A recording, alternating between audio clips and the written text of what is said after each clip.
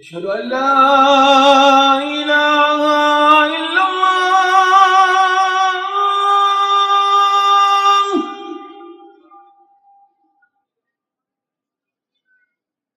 أشهد أن لا إله إلا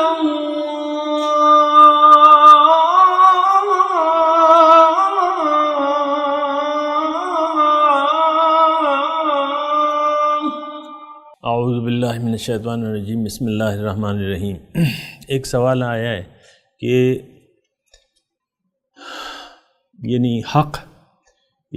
حق پہ انسان کس طریقے سے یقین کرے، اور عام طور پہ یہ ہوتا ہے کہ جو چیز ہم دیکھتے ہیں اس پر انسان کا یقین آتا ہے۔ مطلب کوئی آپ صورت دیکھتے ہیں تو پھر اس صورت پر آپ عاشق ہو جاتے ہیں۔ مثال کے طور پہ یہ بڑی اچھی سینری ہے، یہ بڑا اچھا منظر ہے، یہ بڑے خوبصورت پرندہ ہے، یہ بڑا اچھا پھول ہے، اس کو آپ دیکھ کے مطلب وہ کرتے ہیں نا، دیکھ کے آپ ایک یقین کا درجہ حاصل کرتے ہیں۔ تو بہرحال سوال یہ ہے کہ حق کے بارے میں، حق کا تعلق تو غیب سے ہے، اس کے بارے میں ہم اپنے یقین کو کس طریقے سے پایہ تکمیل تک پہنچائیں، یہی سوال ہے۔ تو بات یہ ہے کہ ایک بات جو ہے وہ ذہن میں ہونی چاہیے، اور وہ یہ کہ قرآن ان لوگوں کے لیے باعث ہدایت ہے جو غیب پر یقین رکھتے ہیں۔ یہ سورہ بقرہ میں آپ پڑھیں تو الف لام میم ذالک الکتاب لا ریب فیہ ھدی للمتقین، اس کتاب میں کوئی شک و شبہ نہیں ہے، اور لا ریب فیہ ہدایت ہے متقین کے لیے۔ ایک یہ بھی ہے، ہدایت کس کے لیے؟ متقین کے لیے۔ اور متقین کی پہلی جو صفت ہے وہ کیا ہے؟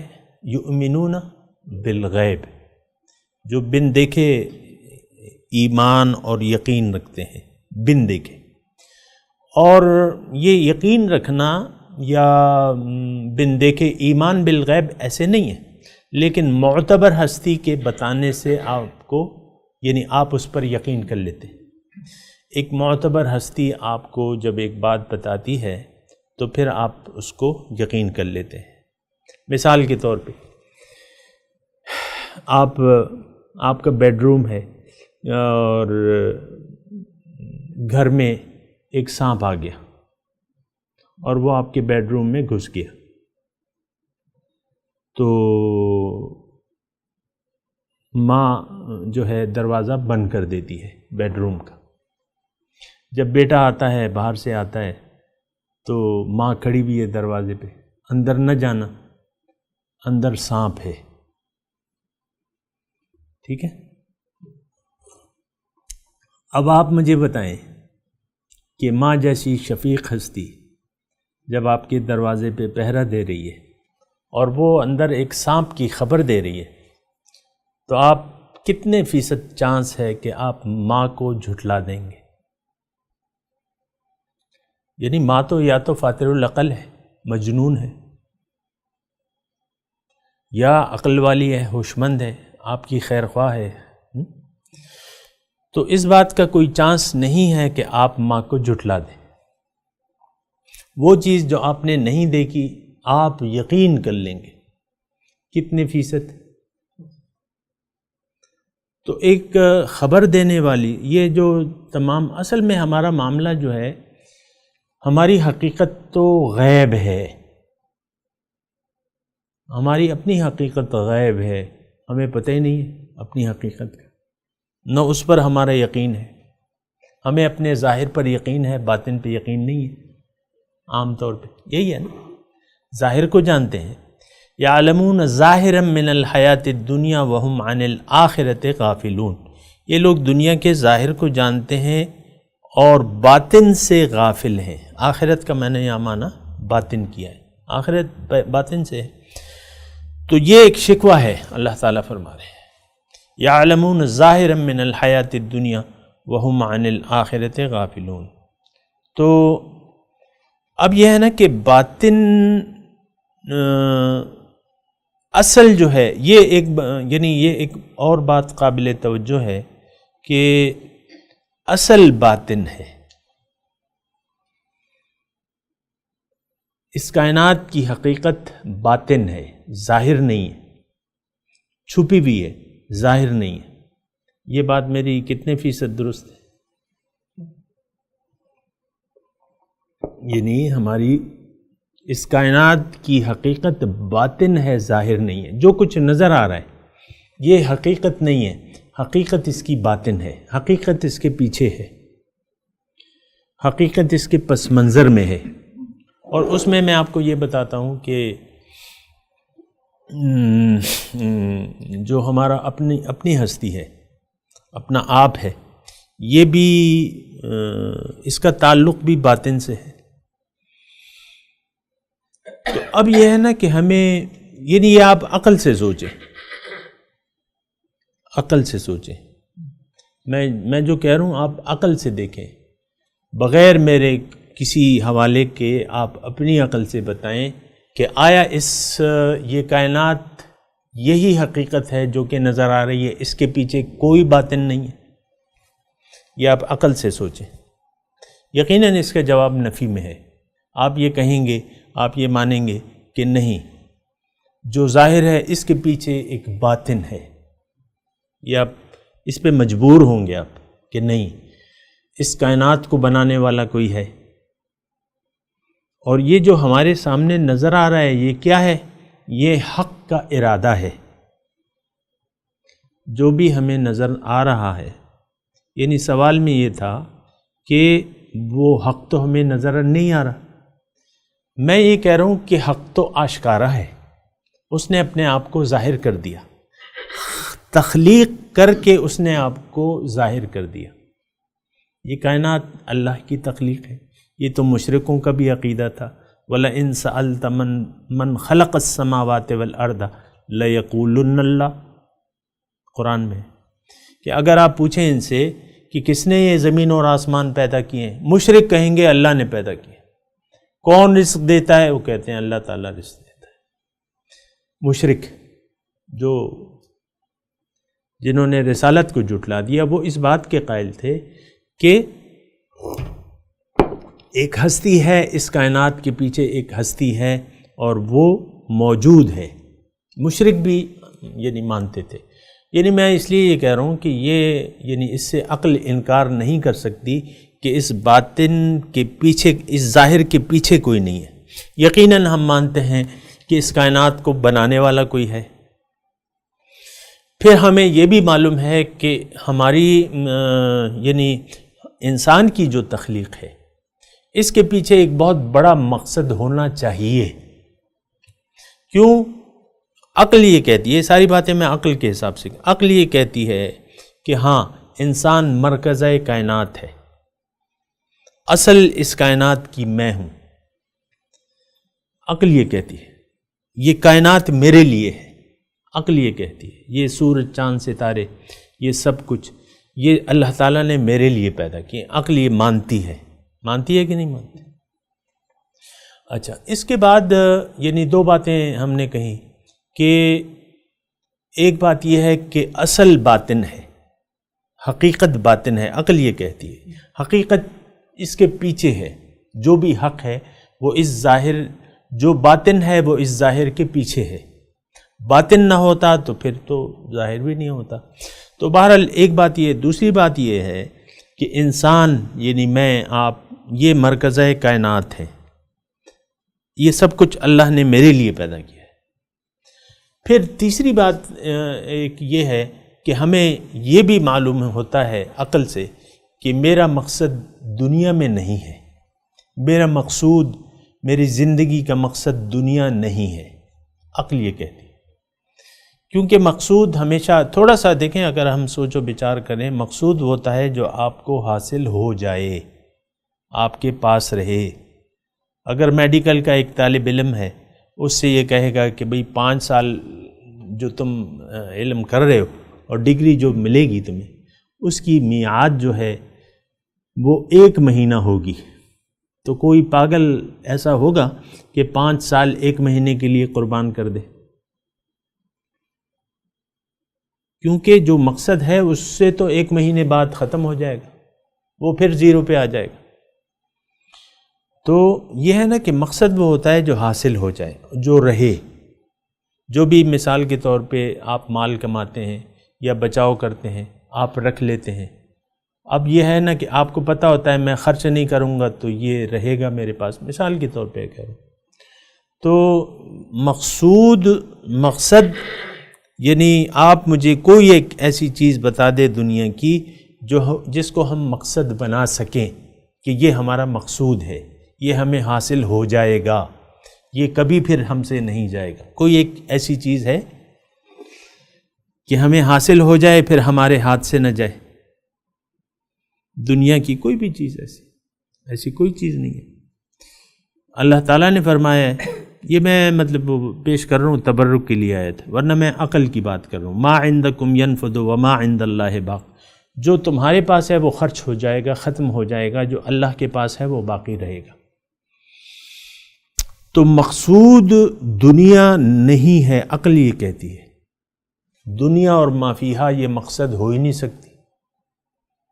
آدمی نے اربوں روپے بنا لیے، موت آئی تو سب کچھ ختم ہو گیا، اس کا جو جائیداد تھی وارثوں کے نام چلی گئی، جو وارث ہیں ان کے نام پہ چلی گئی جائیداد۔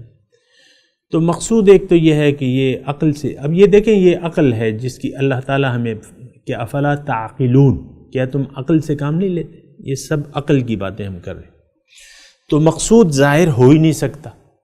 آپ کے بچے، ہو سکتا ہے کل بچہ آپ سے اختلاف کر کے اپنا گھر الگ بسا لے، اختلاف کر کے، ایک تو یعنی راضی خوشی نا، ایک اختلاف کر کے نہیں، یا باپ بچے کو کہے کہ تم میرے بیٹے نہیں ہو، اخبار میں اشتہار چھپوا دے کہ بھئی میں اپنے بیٹے کو آگ کرتا ہوں، ایسا ہو سکتا ہے؟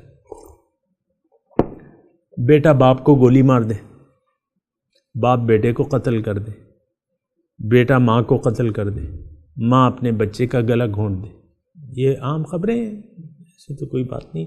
یعنی یہ مال اور اولاد جو بھی ہے، یعنی غیر اللہ جو ہے وہ آپ کا نہیں ہے، تو اور نہ رہے گا آپ کے پاس۔ جب موت آئے گی تو سب کچھ یعنی چھوڑ کے ہم جائیں گے، کچھ بھی ساتھ نہیں لے جا سکتے۔ تو ایک بات یہ ہے کہ مقصود غیر اللہ نہیں ہو سکتا، عقل یہ کہتی ہے غیر اللہ مقصود ہو ہی نہیں سکتا۔ ہاں باطن مقصود ہو سکتا ہے، باطن کی واحد حقیقت کیا ہے؟ اللہ مقصود ہو سکتا ہے۔ اللہ کو اگر ہم اپنا مقصود بنا لیں تو وہ مقصود بن سکتا ہے، اور اس کا ارادہ نظر بھی آ رہا ہے، اس نے جو چاہا وہ نظر بھی آ رہا ہے ہمیں، اس سے ہم فائدہ بھی اٹھا رہے ہیں۔ ابھی کچھ لوگوں نے چاول کھائے ہیں کہ کچھ نے نہیں کھائے، لیکن یہ چاول آئے کہاں سے؟ مٹی سے بنے۔ یعنی اللہ کا جو چاہت ہے، اللہ تعالی ہمیں یعنی ظاہر کے روپ میں نظر آ رہا ہے، گائے ہے، بیل ہے، بھینس ہے، بکری ہے، پھول ہیں، سبزیاں ہیں، ترکاریاں ہیں، سمندر ہے، ہوا ہے، بارش کا نظام ہے۔ کسی اور کرے پہ بارش آج تک ثابت ہوئی ہے؟ کسی اور نہیں ہے۔ مطلب یہ ہے کہ ظاہر ہمیں، باطن ظاہر ہے، باطن ظاہر ہے، وہ ظاہر والباطن، وہ ظاہر ہے اور باطن بھی ہے۔ یہ اللہ کی صفات ہے نا، وہ ظاہر والباطن، وہ ظاہر بھی ہے باطن بھی ہے۔ ہم ظاہر بھی ہیں باطن بھی ہیں، اول آخر اللہ ہے، اور یعنی اب اللہ کا ارادہ جو ہے وہ ہمارے سامنے ہے، یہ ہم سب بیٹھے ہوئے ہیں، یہ کیا ہے؟ یہ اللہ کا ارادہ ہے۔ بعض لوگ اولاد کی تمنا کرتے ہیں لیکن ان کو اولاد نہیں ملتی، وہ کیا ہے؟ وہ اللہ تعالیٰ کا ارادہ ہے۔ بعض لوگ بیٹے چاہتے ہیں، بیٹے نہیں ملتے، بیٹیاں ہی بیٹیاں، بیٹے ہی بیٹے۔ 2 بیٹے 2 بیٹیاں، ایسا ہو سکتا ہے نا؟ بہرحال آپ دیکھیں تو باطن ظاہر ہے، باطن کا ارادہ ظاہر ہے، اور باطن کی چاہت ظاہر ہے، اور باطن کی قدرت ظاہر ہے۔ یہ باطنی قوت ہے نا۔ ہم کتنا اختیار رکھتے ہیں کہ اس ناخن کو بڑھنے سے روک دیں؟ کوئی اختیار نہیں رکھتے۔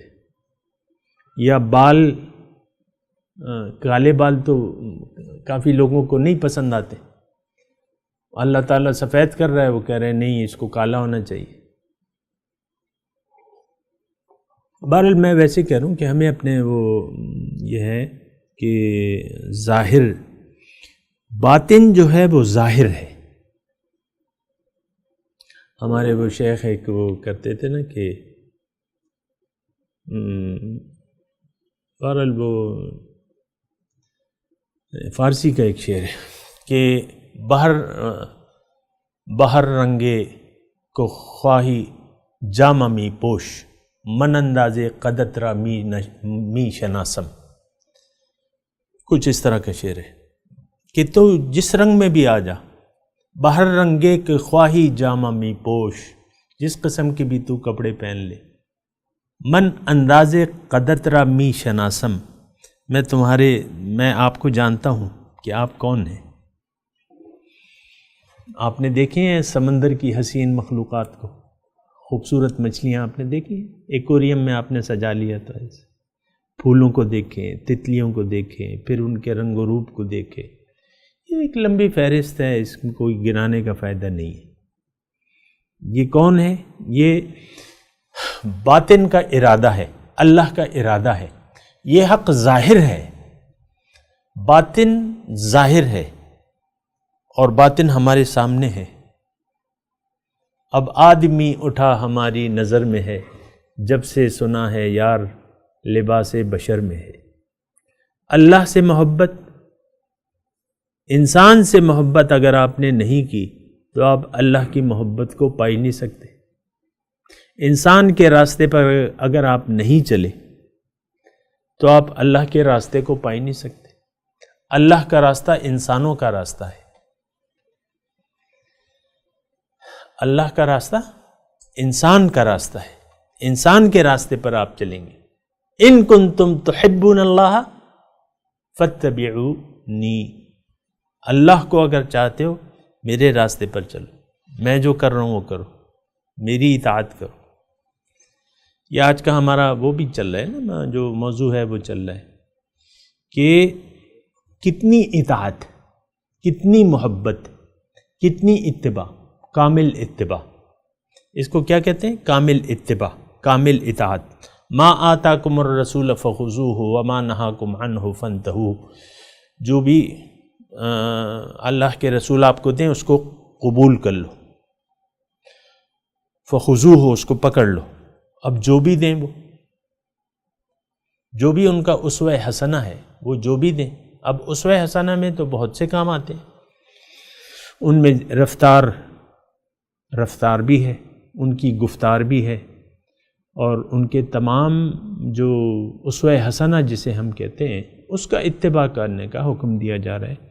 تو بہرحال یہ میں جو موضوع ہے، جو سوال ہے وہ یہ ہے کہ ہم تو حق کو دیکھ نہیں پاتے تو اس کا یقین کیسے کریں؟ یہ سوال ہے نا کہ حق کو تو ہم نے دیکھا ہی نہیں ہے۔ خوبصورت لڑکی کو دیکھا ہے، خوبصورت لڑکے کو دیکھا ہے، بڑا خوبصورت ہے، نگاہیں چلی جاتی ہیں، دل میں کھپ جاتی ہے وہ تصویر۔ تو میں یہ نہیں کہہ رہا، میں یہ کہہ رہا ہوں کہ یہ جو کچھ ہے یہ کیا ہے؟ یہ اصل میں باطن ہے، اس کی اصل باطن ہے، یہ اصل میں باطن ہے۔ یہ حق کا ارادہ ہے، یہ حق ہے۔ جو کچھ نظر آ رہا ہے یہ باطل نہیں ہے، یہ حق ہے، اور حق کے ارادے کا ظہور ہے۔ آ رہی ہے عبد الولی سمجھ میں بات؟ جو کچھ نظر آ رہا ہے یہ اللہ کے ارادے کا ظہور ہے۔ مخلوق جو ہے، مخلوق کی پیدائش اللہ تعالیٰ کے وجود کی سب سے بڑی نشانی ہے۔ نشانیوں کو دیکھ کے آپ پتہ چلاتے ہیں۔ آیات اللہ، تلک آیات اللہ نتلوها علیک بالحق ان الصفا والمروۃ من شعائر اللہ۔ اللہ کی نشانیاں ہیں، اللہ کی نشانیاں۔ یہ کائنات کس کی نشانی ہے؟ بولیے، میں کس کی نشانی ہوں؟ آپ کس کی نشانی ہے؟ اللہ کی نشانی۔ یہ نشانیاں ہیں اپنے وجود میں۔ اللہ تعالیٰ فرما رہا ہے قرآن میں کہ سنریہم آیاتنا فی الآفاق وفی انفسہم حتی یتبین لہم انہ الحق۔ ہم ان کو اپنی نشانیاں بتا دیں گے۔ سنریہم آیاتنا فی الآفاق، آفاق میں، اور ان کے اپنے آپ میں نشانیاں ہیں، یہاں تک کہ ان کو یقین آ جائے گا کہ یہی حق ہے۔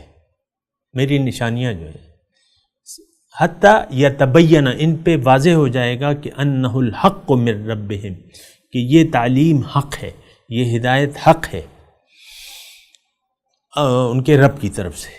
اب نشانیاں آپ دیکھ لیں، نشانیوں کو دیکھ کے جو ہے وہ ہمارے شیخ ایک بہت اچھی مثال دیتے تھے کہ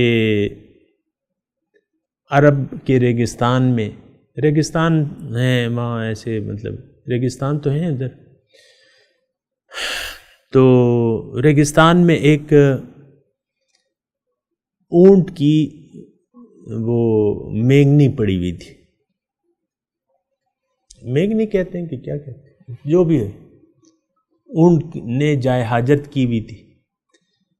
تو اب ایک دیہاتی اور اعرابی وہاں سے گزرا، کسی نے اس سے پوچھا کہ بھئی اللہ کی کیا نشانی ہے کہ اللہ ہے؟ تو اس نے کہا دیکھو یہ ایک مینگنی اپنے اونٹ کا پتہ بتا رہی ہے کہ یہاں سے اونٹ گزرا ہے۔ ایک مینگنی اونٹ کا پتہ بتا رہی ہے کہ اونٹ گزرا ہے یہاں سے۔ تو اسی طرح یہ کائنات جو ہے یہ پتہ بتا رہی ہے کہ اس کا کوئی خالق ہے، اس کا کوئی پیدا کرنے والا ہے، اس کا مالک ہے۔ تو یہ بات کہنا کہ ہمیں تو کچھ نظر نہیں آ رہا، ہمیں تو پتہ ہی نہیں ہے، ہمیں تو کچھ بھی نظر نہیں آ رہا، کوئی نشانی نظر ہی نہیں آ رہی، تو میرے خیال سے یہ کہنا بے انصافی ہوگی کہ ہمیں تو کچھ پتہ ہی نہیں ہے۔ تو یہ بہت بڑی ناانصافی ہوگی، یہ کہنا بجائے خود ایک جو ہے ناانصافی ہے، اور بس میں ناانصافی کہوں گا۔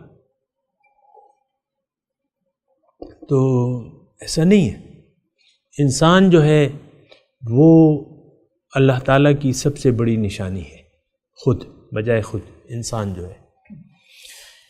اس کی وجہ کیا ہے کہ اس میں جو ہے وہ کسی میں نہیں ہے۔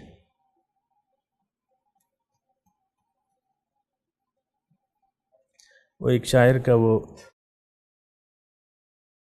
وہ بھی ہے نا کہ مجھے پورا یاد تو نہیں ہے، کافر یہ سمجھتے ہیں صنم میں کچھ ہے،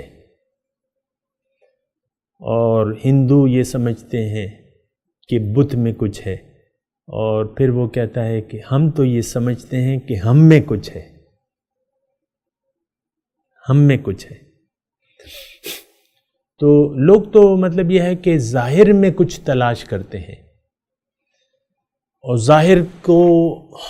ظاہر کے پیچھے ہیں، ظاہر کے پیچھے دوڑ رہے ہیں، لیکن جو قیمتی چیز ہے وہ تو آپ کے اندر ہے، جو قیمتی چیز ہے وہ تو اللہ کی سب سے بڑی نشانی جو ہے وہ انسان ہے، اور اس کو تمام مخلوقات پر فضیلت حاصل ہے۔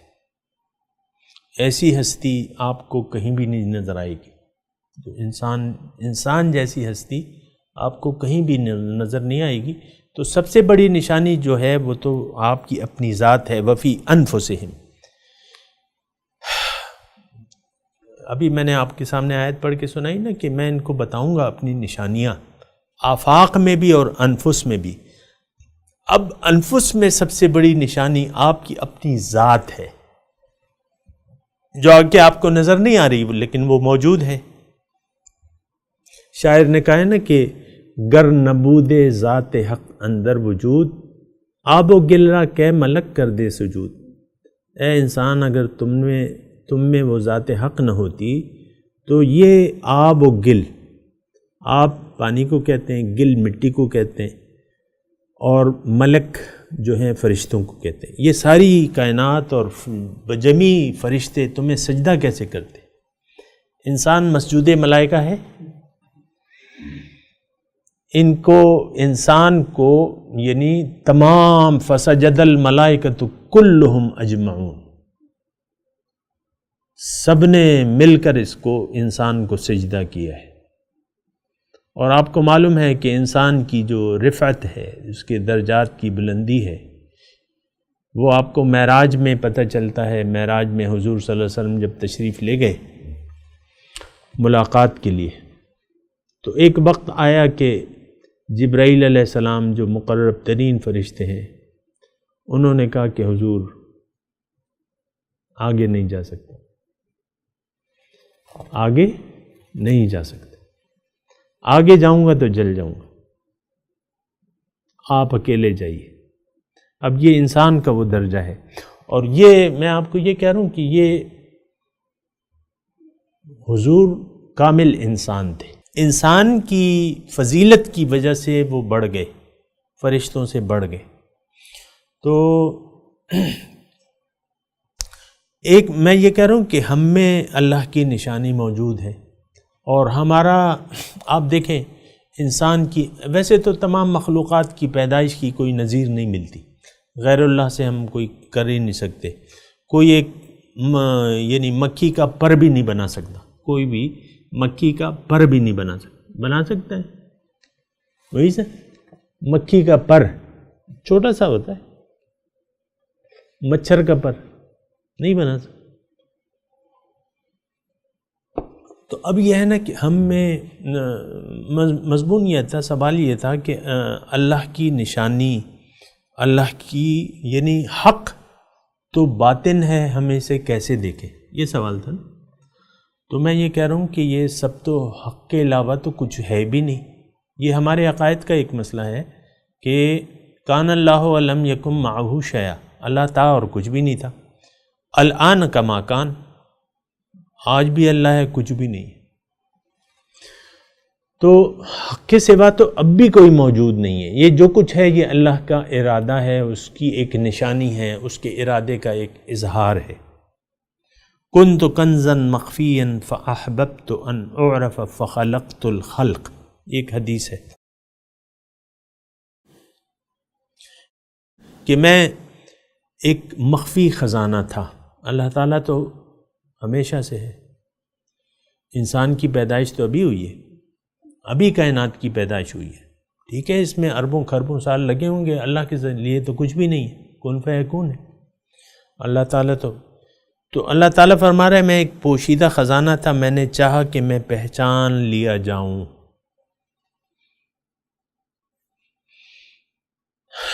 فَأَحْبَبْتُ أَنْ أُعْرَفَ، میں نے چاہا کہ میں پہچان لیا جاؤں، بس میں نے مخلوق پیدا کی۔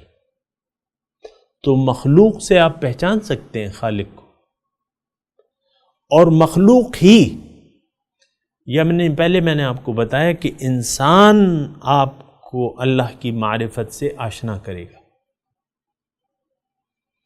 انسان کے راستے پر آپ چلیں گے، انسان کے بتائے ہوئے طریقے کے مطابق آپ چلیں گے، انسان سے محبت آپ شروع کریں گے تو آپ اپنی منزل تک پھر پہنچیں گے۔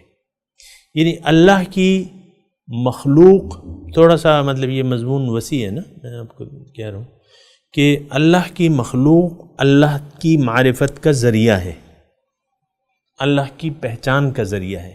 فخلقت الخلق، بس میں نے مخلوق پیدا کی۔ اس کے یعنی گہرائی ہے اس مضمون میں، لیکن میں جو کہہ رہا ہوں وہ یہ ہے کہ جو کچھ نظر آ رہا ہے یہ اللہ تعالیٰ، اس کے ذریعے آپ کو اللہ کی پہچان ہوگی۔ جو کچھ نظر آ رہا ہے آپ کو اپنا بچہ نہیں نظر آ رہا؟ سارے مطلب ہمارے بچے ہیں، آپ کے والدین ہیں، بہن بھائی، چاچا ماموں تایا، یہ سب نظر آ رہے ہیں نا ہمیں۔ مخلوق پہچان کا ذریعہ ہے۔ ایک بات جو ہے ذہن میں رکھ لیں کہ مخلوق آپ کو پہچان کرائے گی حق کی۔ کنت کنزن، میں خزانہ تھا، میں نے چاہا کہ میں پہچان لیا جاؤں، بس میں نے مخلوق، اب آپ مخلوق سے رابطہ کریں گے۔ یعنی جو اس میں دوسرا نقطہ ہے وہ یہ ہے کہ آپ خود بخود پرواز نہیں کر سکتے، آپ مخلوق سے رابطہ کریں گے۔ مخلوق ذریعہ ہے معرفت الہی کا،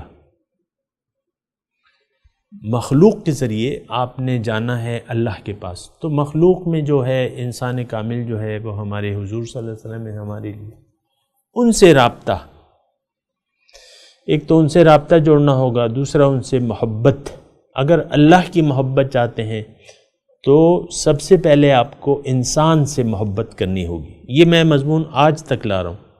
آج اگر آپ معرفت کے شیدا ہیں تو آپ کو آج ایک انسان کو ڈھونڈنا ہوگا اور اس سے محبت کامل کرنی ہوگی۔ اس کی محبت آپ کو پہنچا دے گی کہاں؟ رسول کی محبت تک، جو کہ اصل ہے۔ رسول کی محبت تک آپ کو وہ پہنچا دے گی، اور پھر رسول کی محبت جو ہے وہ آپ کو پہنچا دے گی اللہ کی محبت تک۔ تو یہ ذرائع ہیں۔ تو محبت انسان آپ کے، یعنی آپ نے ایک انسان ایسا تلاش کرنا ہے جس سے آپ شدید محبت کر سکیں اور اپنا سب کچھ اس انسان پر آپ قربان کرنے کے لیے تیار ہو جائیں۔ یہ جو ذرائع ہیں نا، یہ ذرائع ہیں۔ یہ انسان جو ہے ذریعہ بنتا ہے اللہ کی معرفت کا۔ قرآن سے اس میں اگر کوئی بھی مطلب ذہن میں آپ کے بات آئے تو آپ پوچھ سکتے ہیں۔ انسان ذریعہ بنے گا معرفت الہی کا، انسان کے راستے پر چلیں گے، انسان سے محبت کریں گے، اور اللہ کے بعد اس کو درجہ دیں گے۔ اللہ کے بعد اس کو آپ یعنی درجہ دیں گے، محبت کا مرکز بنائیں گے، اطاعت کا مرکز بنائیں گے، اتباع کا مرکز بنائیں گے، تو پھر جو ہے آپ کے لیے وہ راستہ آسان ہو جائے گا اس ذات۔ تو انسان آج مطلب یہ ہے کہ یہ بات یعنی یہ بات جو ہے عام لوگ ایسے نہیں سمجھ پاتے، وہ کہتے ہیں یہ شرک ہے۔ مثال کے طور پر کہتے ہیں شرک ہے، ہم کیوں غیر اللہ سے محبت کریں؟ تو یہ مطلب ایسی بات نہیں ہے۔ انسان سے یعنی آپ کو اللہ تک پہنچانے کے لیے اللہ خود نہیں آیا ہے، اس نے انسان کو بھجوایا ہے۔ اب مثال کے طور پہ جو دیگر مخلوقات ہیں ان کو تو اللہ تعالیٰ نے قدرتاً رہنمائی فراہم کر دی ہے۔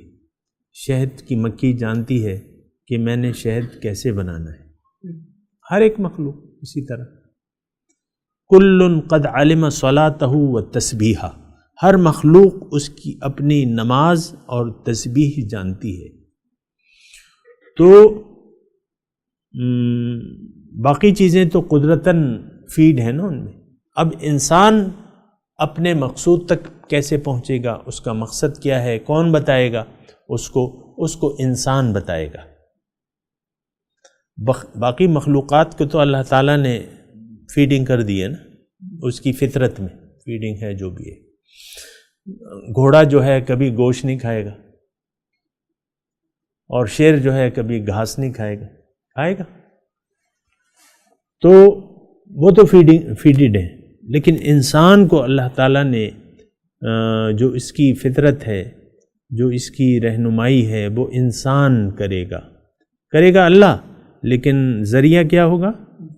انسان۔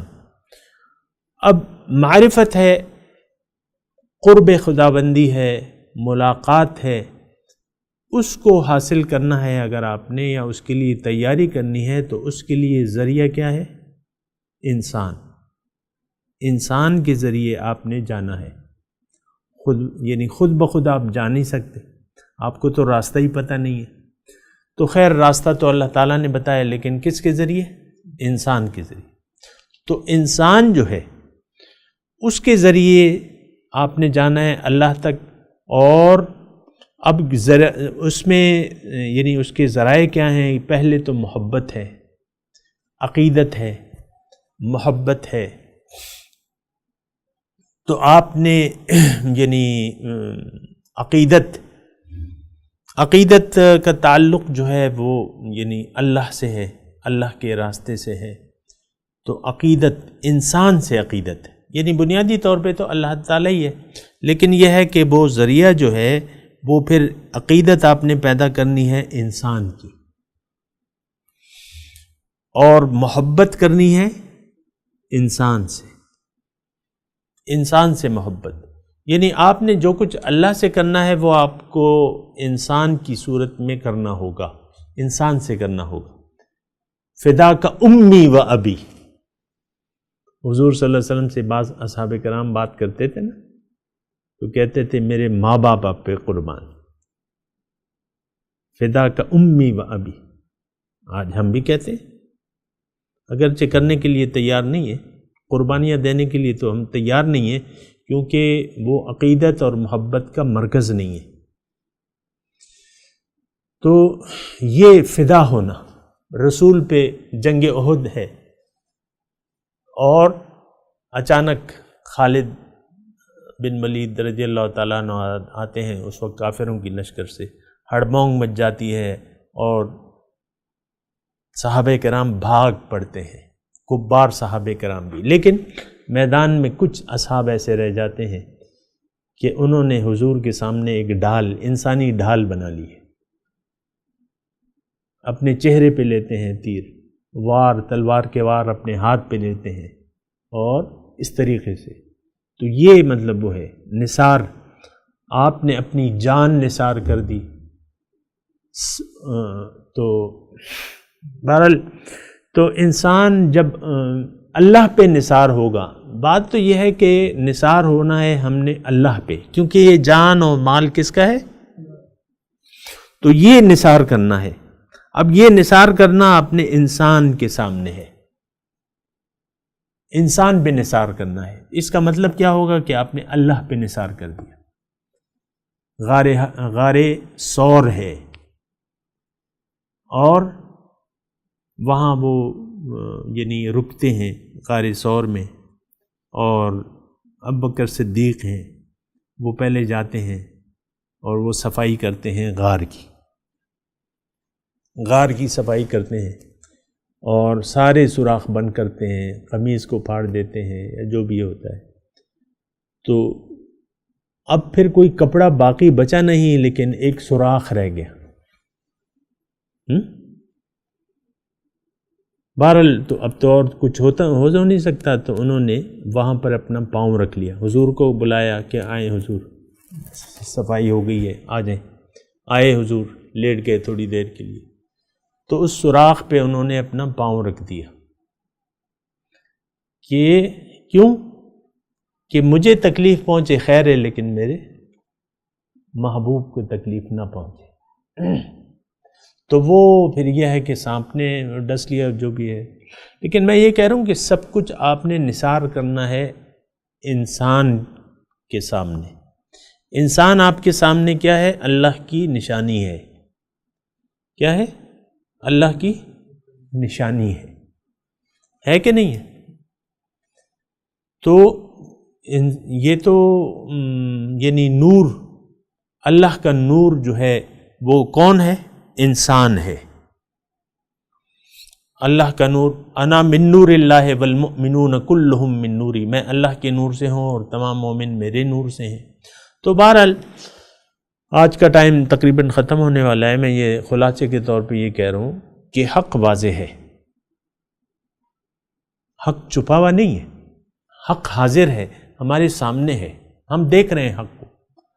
حق کی مخلوق سے ہم فائدہ بھی اٹھا رہے ہیں، ہر چیز ہمارے سامنے، اس کی مثال ہم نہیں رکھ، جیسے کہ اللہ کی ہم مثال نہیں سوچ سکتے نہ بنا سکتے ہیں، آج بھی ایک تنکا کوئی نہیں بنا سکتا، تنکا اللہ کی، اسی طرح اس کی مخلوق کی مثال جو اللہ کی مخلوقات ہیں اس کی بھی آپ مثال نہیں بنا سکتے، یعنی اللہ کی مثال تو بڑی بات ہے، اللہ کی مخلوق جو ہے مکھی کا پر نہیں بنا سکتے آپ، خون کا ایک قطرہ نہیں بنا سکتے آپ، بغیر مادے کے کچھ چیز آپ پیدا نہیں کر سکتے، اللہ تعالیٰ تو کر رہے ہیں نا، اس کی نشانیاں، گھر میں ماں کا پیٹ ہے، اس میں بچہ جو ہے پل رہا ہے،